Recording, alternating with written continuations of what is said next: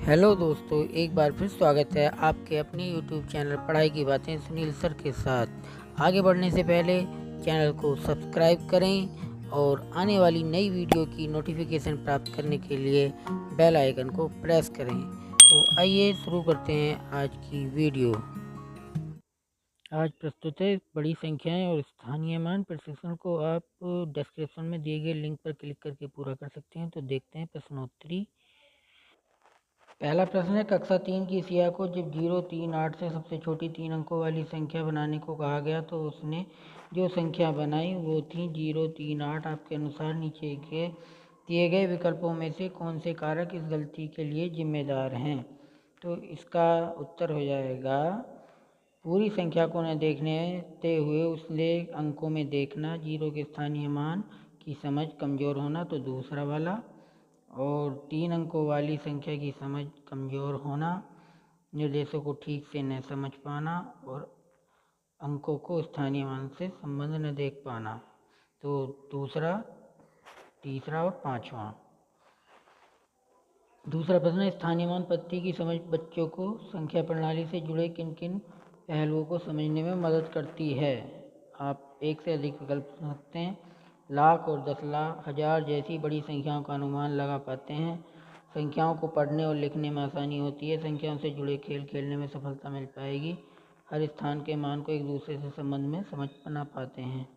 तो इस प्रश्न का उत्तर हो जाएगा लाख और 10,000 जैसी बड़ी संख्याओं का अनुमान लगा पाते हैं और संख्याओं को पढ़ने और लिखने में आसानी होती है और हर स्थान के मान को दूसरे से संबंध में समझ पाते हैं। तो पहला, दूसरा और चौथा।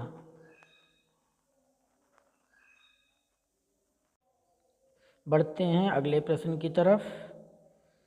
इस प्रश्न का उत्तर कि कोमा लगाने से क्या फ़र्क पड़ता है? संख्या को कोमा की मदद से बांटने में संख्या में अंकों के स्थान में साफ साफ फर्क दिखने लगता है। तो पहला उत्तर हो जाएगा। संख्या स्थानीय मान चार्ट के अनुसार दिखने लगेगी तो दूसरा हो जाएगा। पहला और दूसरा ऑप्शन हुए इसके। आगे बढ़ते हैं। क्या आप बता सकते हैं कि कक्षा 3 में जाने से पहले बच्चों को संख्याएं और स्थानीय मान के बारे में क्या समझ होनी चाहिए? तो पहला ऑप्शन, दूसरा ऑप्शन और चौथा ऑप्शन इसके सही हो जाएंगे। आगे बढ़ते हैं।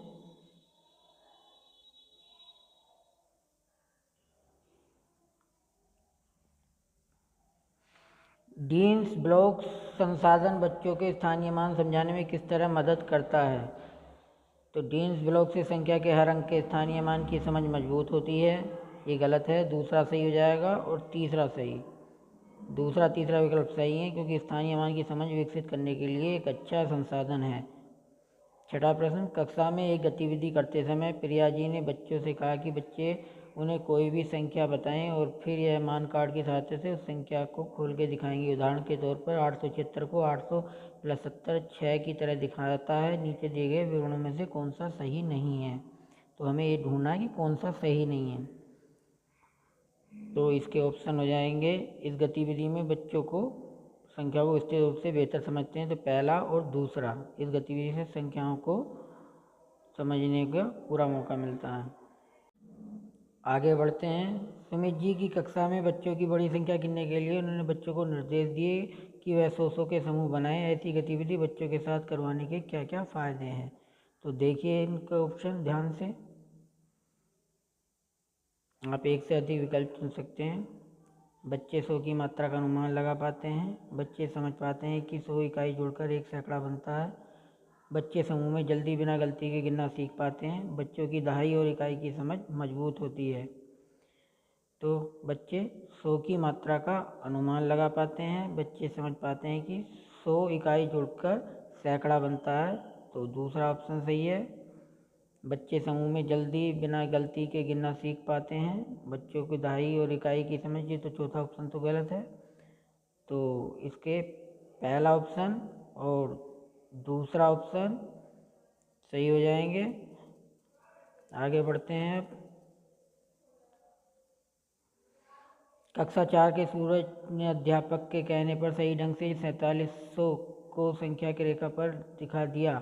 ऐसी हजार और लाख की बड़ी संख्याओं को संख्या रेखा पर सही ढंग से दिखा पाने से सूरज की समझ का पता चलता है। तो पहला ऑप्शन और इसका तीसरा ऑप्शन, उसे संख्या में मौजूद अंकों के स्थान मान की समझ है, उसे संख्याओं की मात्रा का अंदाजा लगा पाने का कौशल आता है, वह बड़ी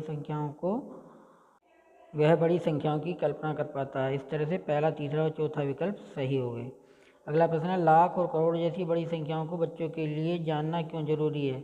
अक्सर इन बड़ी संख्याओं का सामना हमें अपनी ज़िंदगी में करना होता है।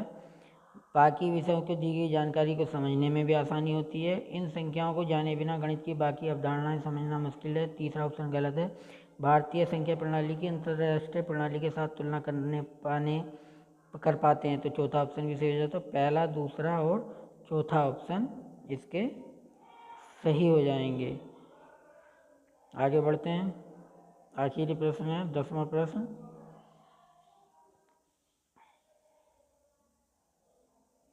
अगर आप बच्चों को हजार के लाख के समूह बताना सिखाना चाहते हैं तो आप नीचे दिए गए संसाधनों में से किसका इस्तेमाल करेंगे? तो डायनेंस ब्लॉक का, अबेकस का और रंगीन टोकन का हम प्रयोग करेंगे। तो इस तरह से हमारे 10 प्रश्न सही हुए।